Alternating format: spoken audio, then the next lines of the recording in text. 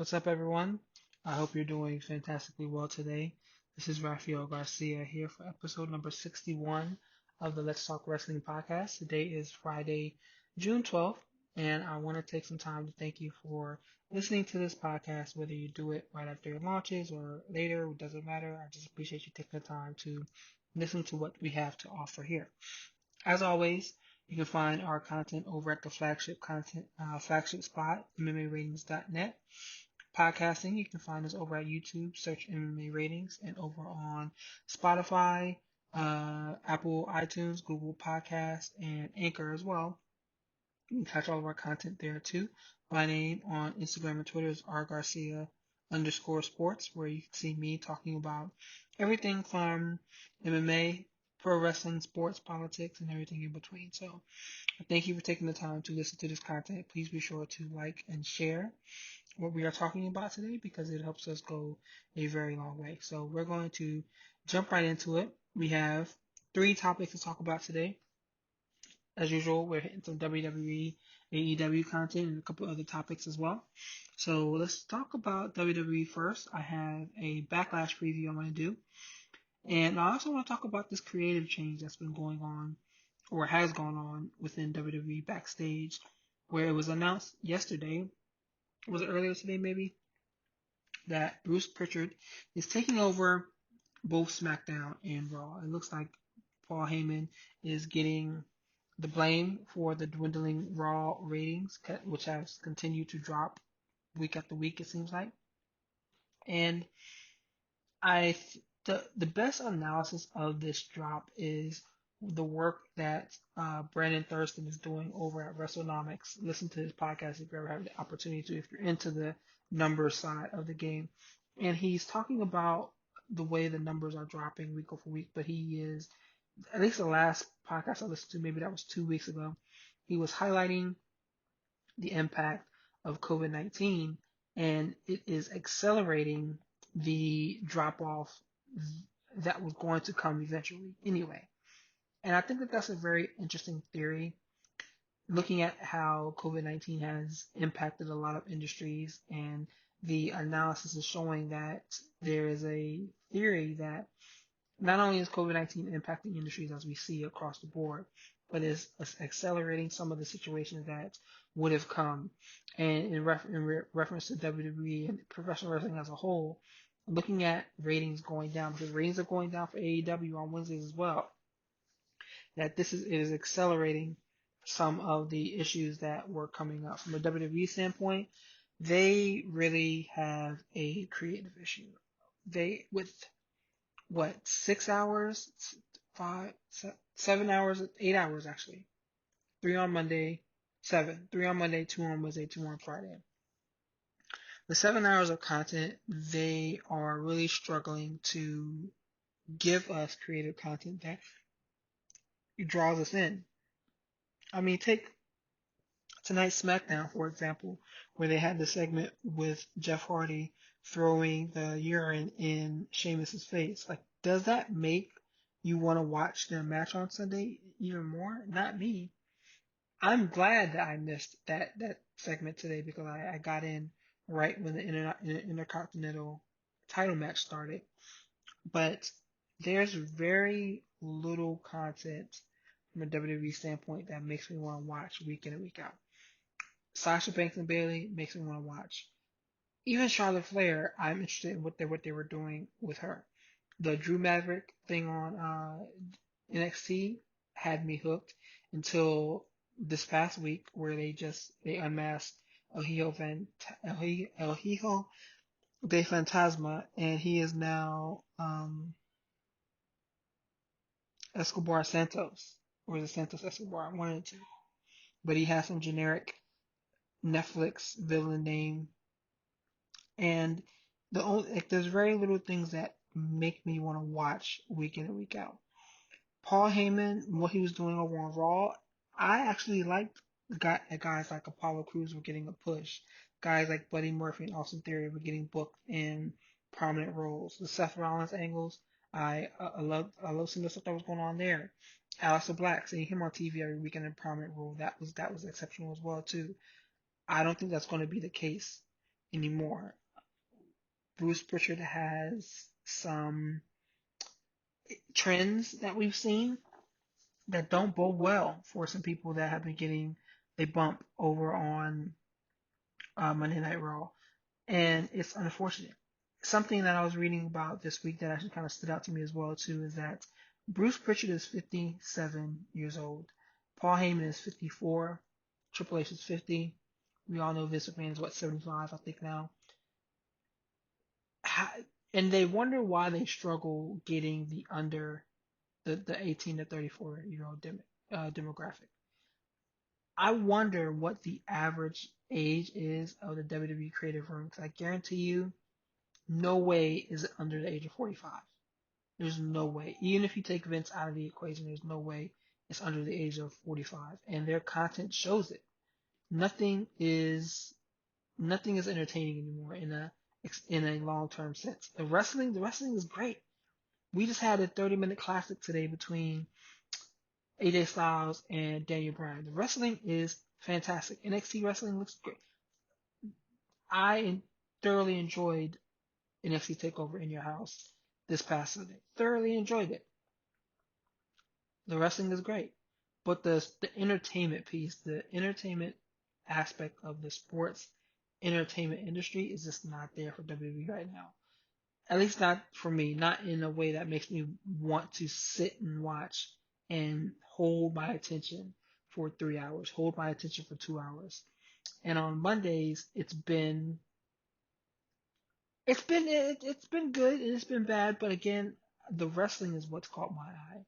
That the wrestling has been so good. Like the work that Apollo Crews and Aleister Black did, I guess it was in April now, where they had that 30-minute match. Was that after WrestleMania? It was the week after WrestleMania. They had I think it was a 27-minute match on Monday Night Raw, and that had me hooked. That kept me watching. Drew Gulak and Daniel Bryan from a couple weeks ago. That kept me watching. Then, like I said, the match tonight, Styles and Daniel Bryan, that kept me glued in. Asuka and Charlotte Flair had a match this past Monday, kept me glued in until the finish, which was another example of crap booking. But it's unfortunate that another 50 plus year old individual is stepping in and taking over creative. There are some excellent minds in the wrestling business that I think could help here, but you just don't see it. Over at AEW, and we're going to talk about them in a minute, their creative is better. It's better in a sense that it's more entertaining. And I think that could be chalked up to different voices in the room, different voices that I'm probably not as familiar with, but their content for the most part is more entertaining. Now, there's some issues with they have a bunch of people on the roster that I don't care to see, but that's neither here nor there. But this creative change for WWE, I think is going to hurt them, and it's going to further exacerbate the problem. I haven't seen any positive reactions to this at all. I've been watching it pretty closely. I saw when it was announced. I think it was today or yesterday. I can't remember. All these days are kind of blurring into one. But I don't think people are going to be excited about this. I'm not. And I've been watching wrestling for the better part of 30 years. I'm just not here for it. We'll see. I'm going to keep watching. We're going to start with giving it the benefit of a doubt. But yeah, I'm just not here for it. So a couple of the things I wanted to talk about. Karrion Kross. So he smashed Tommaso Ciampa this past Sunday at the In Your House takeover in Your House. And he was conspicuous from his absence on Wednesday with the show after on NXT until the end. Obviously, Karrion Kross wasn't there, but Scarlett Bordeaux, or Scarlett as she's being called now, came out to give, and I say in air quotes, Adam Cole a hourglass to symbolize that his time is basically up and that Karrion Kross is focusing on him. Now, I get it. He's hot. That duo was hot. Scarlett and Karrion are hot. I almost don't want to see them in the NXT title picture because it's very akin to what they did with The Fiend, where it was a character who was hot. They hot shotted the title onto him, and then all the excitement around it vanished. The Fiend hasn't been on TV for a month now, and I think that's probably because of some story issues. He's going to pop back up against Braun Strowman. I wouldn't be surprised if he did on Sunday. But Karrion Kross, they are hot shotting him into this situation here, and I don't think it's going to do him any favors long term. You put that title on him, how do you get it off? You, if he's going to be continue being booked as a killer that he is, you don't get the title off of him. I think they should have put him. They should, as soon as they saw how over he was, or what the response was to his potential entrance, he should have been on the main roster. Scarlett alone could have helped carry him on the main roster, especially in this atmosphere that he's in right now with the television being taped the way it is. They could have put him right into the main roster, and no one would have batted an eye at that. But they've gone this NXT route, and they're slotting him into the title picture. He can't lose the Adam Cole, right? Because that would totally kill off the character. So he has to beat Adam Cole, but then what? What else is there for him to be left to work with? Because it seems like he's some indestructible monster that no one's going to be able to deal with, right? So what do they do with him going forward? I don't think that this is a good idea. I think it's going to hurt him. I think it's going to hurt the entire roster as a whole because they got to get him out of there at some point in time. But they have no way of being able to do that. And that's kind of going to help me segue into the next one I want to talk about because Finn Balor is killing it in NXT right now. This version of Finn, the take no nonsense, the I'm going to kick your ass because I feel like kicking your ass, that I love this Finn Balor. This is like the Prince Devitt Finn Balor, but they're not saying it, but still he is exceptional, and the character he's playing right now fits. He called out, was it Sunday that he called out Keith Lee, or was it after Monday? It may have been after his match with Cameron Grimes on Monday. But I I want to see it. Him versus Keith Lee, sign me up. And I would be okay with Keith Lee losing the title to him eventually because he is a dynamo. Finn Balor, this version of Finn Balor can main event either show. And it sucks that we did not get this version of Finn and AJ Styles going at it with the Bullet Club in the background. It sucks that we'll never get that now. They dropped the ball on that. Maybe in the future we could still get some version of Seth and AJ and Finn, but there's stakes around that could have been awesome. It could have been a major draw, and WWE pissed all over it just because they didn't want to do it. And it's decisions like that that make me pause and have concern about this creative change that's being put into place. But that's neither here nor there. AJ Styles and Daniel Bryan, they put on a 30-minute clinic on SmackDown tonight. And I advise everyone to take the half an hour to watch the show, watch that match, because you don't want to see anything else. If you can go back and if you can catch it on Hulu and they haven't edited any of it out, watch the whole thing from start to finish because it was grand and it was everything that we thought it was going to be. It should have been the main event. Unfortunately, it wasn't. But if you enjoy wrestling, if you enjoy storytelling, this is what this match is. It was ROH quality all over again, and I am glad that I made it home in enough time to see it.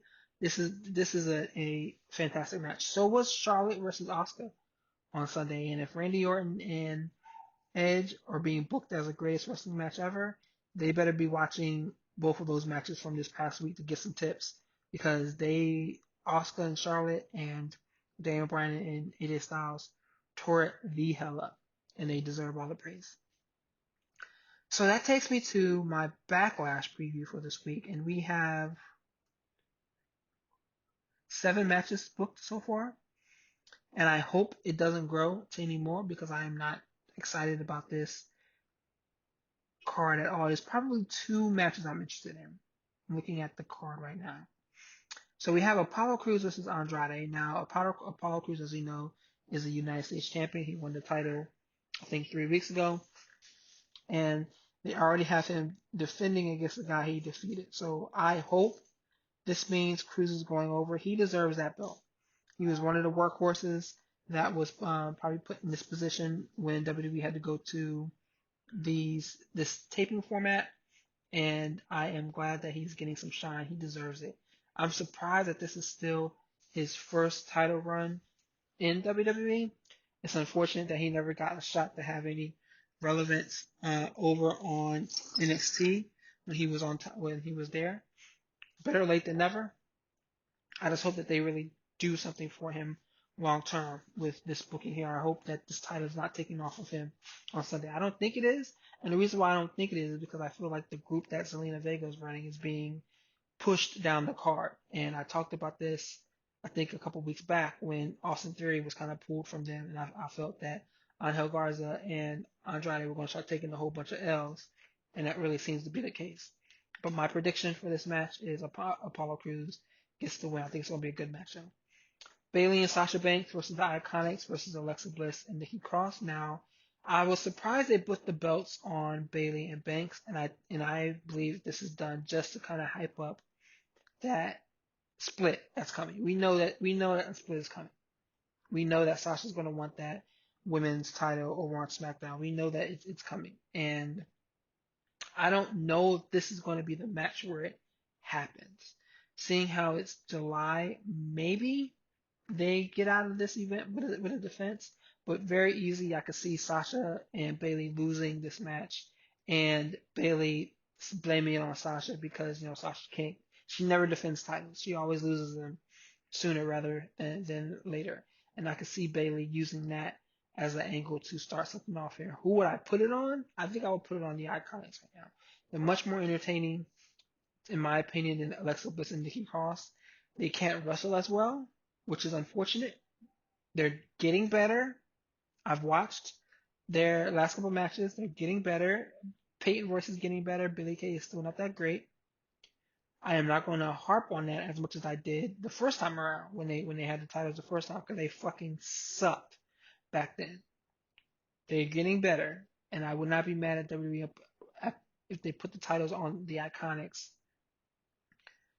But I just hope that we get a successful win out of Bayley and Sasha Banks. Then they eventually put the titles on the Iconics. Let that be the segue into that feud.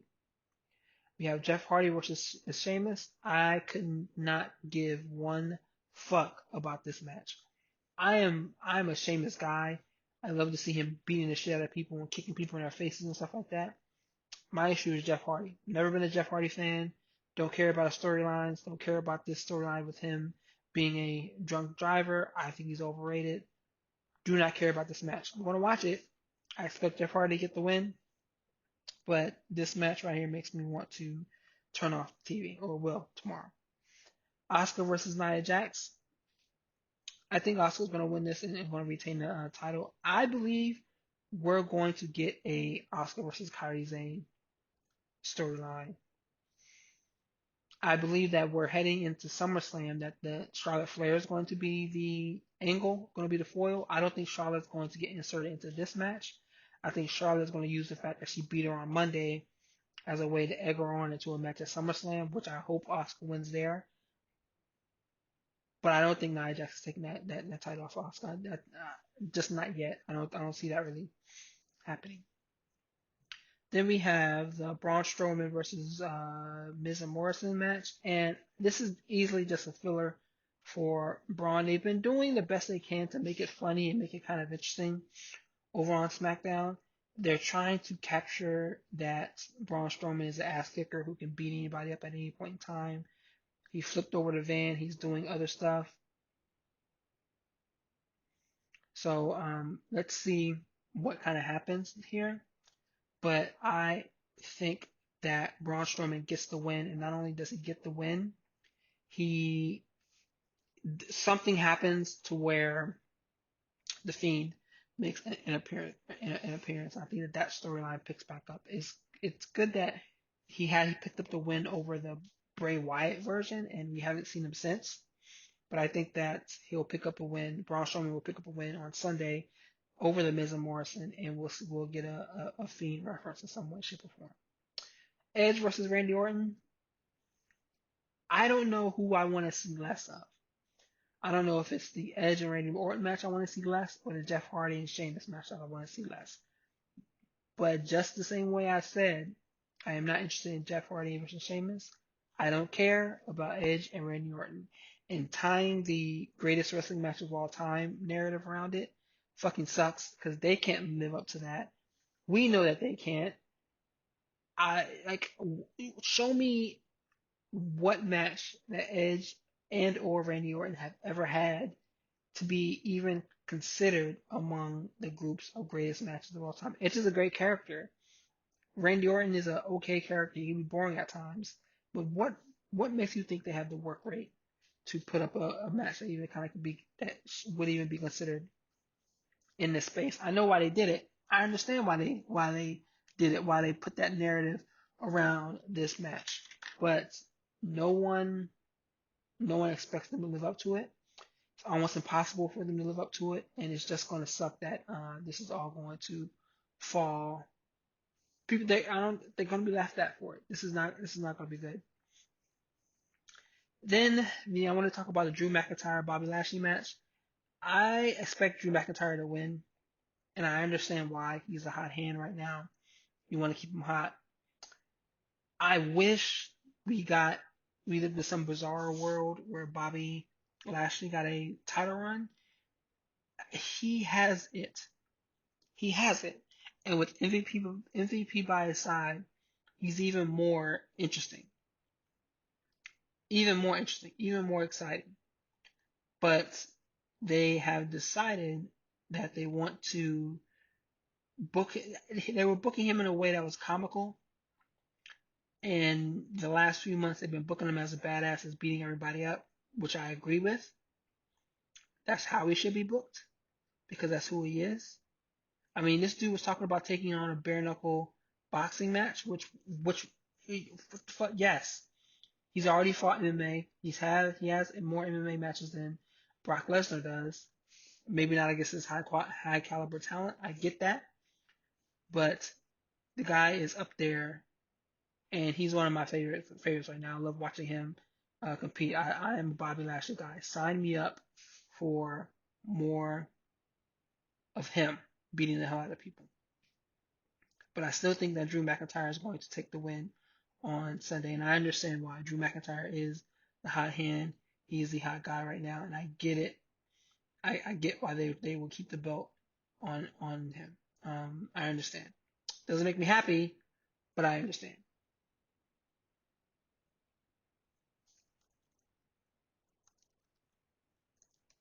I would love it if we ever lived in a situation where Lashley picked up the win and kept the title for a run. We can still hope.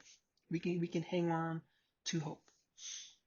And that is it when it comes to my WWE content I wanted to talk about today. I want to change gears. Let's talk about a little bit of AEW. They won the ratings war again this week, 677 to 673. Very close, but both groups had a drop from the previous week. Some good things about this show. FTR, I think they're going to be a great fit. The AEW tag team division is fantastic. I want to see what happens long term over those two guys. Obviously, they're going to get the Bucks and FTR in the ring together at some point. This could be a major pay-per-view main event, and I am here for that. And I wasn't too keen on the Revival when they were in WWE. They had great matches, matches with DIY, American Alpha. Loved them. But obviously, WWE killed that off with their main roster run. So let's see what they can do over in AEW. I am looking forward to it. I think they're going to have a great time there. What I didn't like from Wednesday was Penelope Ford pinning Hikaru Shida.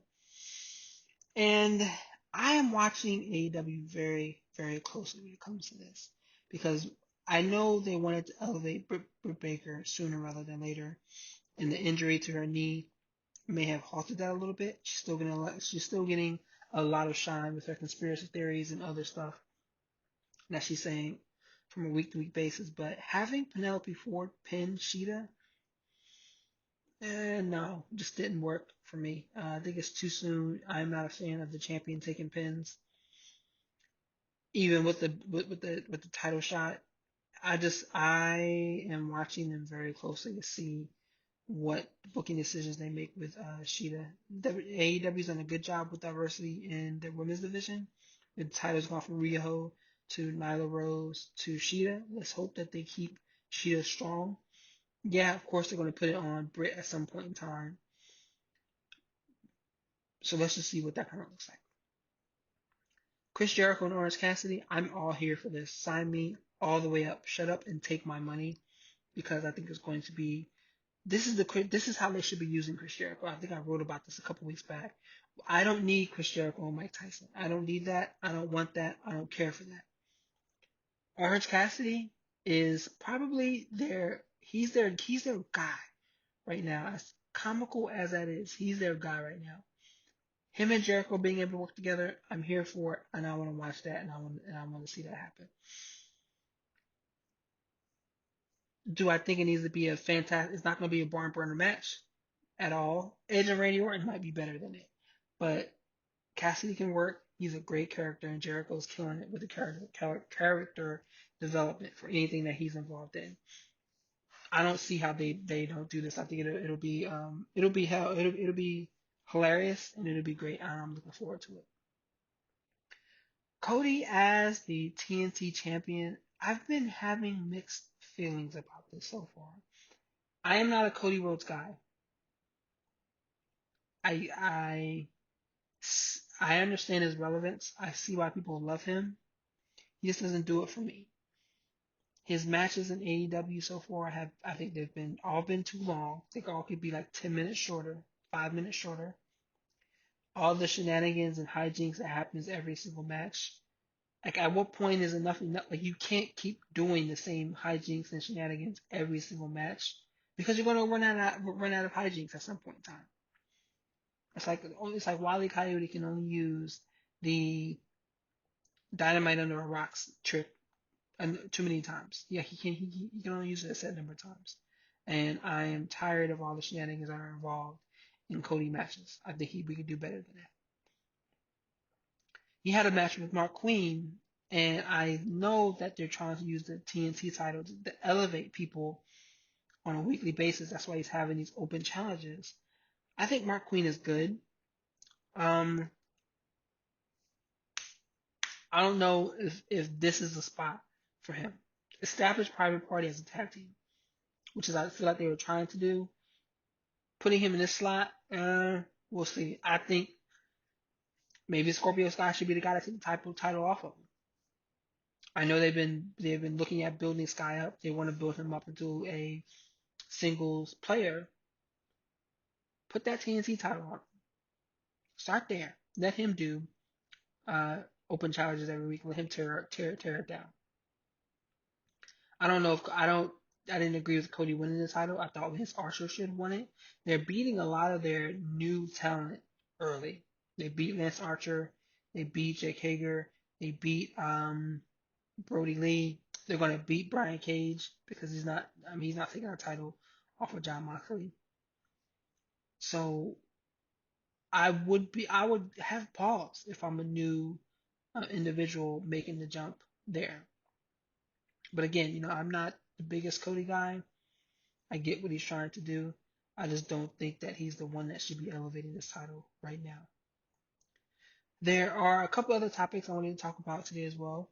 And news broke this week. I think this did break on Wednesday, that MLW has signed with DAZN. So DAZN is a sports streaming platform, and they were usually focusing on boxing and MMA. Now, I think the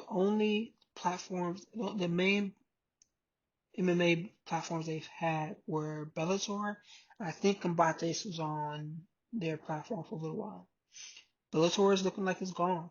There was news breaking about that, I think, as early as March, where DAZN was not interested in bringing them back.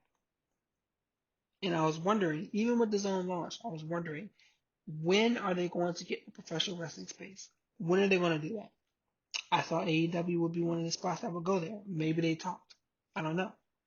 But MLW has signed with the Zone this past week, and it's not enough to make me want to sign up to the Zone. MLW posts their shows on their YouTube channel. I hope they still do that, even if it's in the rear, because I will do a better job of watching it. I haven't done the best job of watching it right now, but I do the better job of watching it.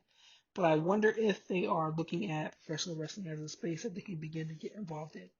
NWA's out there. I'm sure that they would love the money to do studio wrestling. There's a bunch of indie promotions. I just subscribed today to Indie Wrestling TV because I want to watch their Black Lives Matter mixtape. There's a lot of indie wrestling content out there. And when the global pandemic ends and these promotions are given the opportunity to open their doors back up, I doubt any of them are going to turn down any money that they can get. And if the Zone wants to offer them, make them an offer that they can't refuse, I think now is the time to do that. Indie Wrestling TV, I mentioned them just a second ago. I am watching their Black Lives Matter mixtape because I've heard great things, and also because this is going to be an opportunity for me to be introduced to some additional wrestling outside of my view. I just found out that there's two good promotions in this area. Trish who's someone who I want to know more of as a talent, just won the Pan African title, which is a beautiful belt. I think I retweeted it on Twitter a couple of days ago. I don't buy replica belts. I've sworn would never buy replica belts. If they made a replica belt of that Pan African championship, I'm buying it. It's red, green, and yellow. It has a symbol of Africa in the middle. It's gorgeous. I would buy it and I would take it with me to jujitsu classes and make people challenge me for it. That's how beautiful that title belt is. But I want to hop into indie wrestling over the weekend and just taking some new content. That's really something that I'm looking forward to doing as I have more time to kind of take into some more wrestling content and being able to talk to you guys about much more. So with that in mind, we're going to go ahead and close out. We went about 30 minutes today, so I thank you for taking the time to listen to this podcast. Again, this is episode 61 of the Let's Talk Wrestling podcast. My name is Raphael Garcia. You can find our content on the flagship at MMAratings.net, where we're talking about mostly MMA there, but you can find some boxing content. Schwan does some great content there as well. So does Adam Martin. You can find us on Instagram and Twitter at MMARatingsNet. You can catch us on YouTube at MMA Ratings. My social media is at rgarcia_sports. And I'm talking professional wrestling, MMA, boxing, sports in general, politics in general. I'm just going to go ahead and say it. If you don't believe Black Lives Matter, you probably don't want to follow me across social media, but that's neither here nor there. Thank you again for your time. Everyone, please have a good weekend. Stay safe. Stay out of trouble.